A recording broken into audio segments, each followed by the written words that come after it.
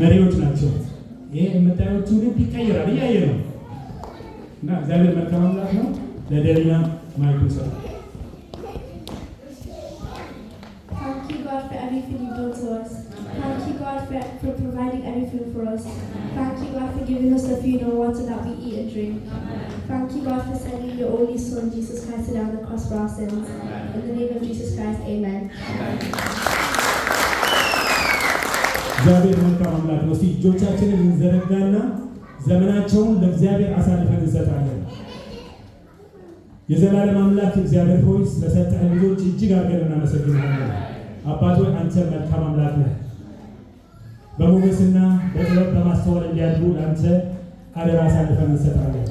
እግዚአብሔር አባት ሆይ በትምህርት ቤት በተለያየ ቦታ በሚወጡበት ቦታ ተጽዕኖ ፈጣሪዎች እንዲሆኑ እንጸልያለን።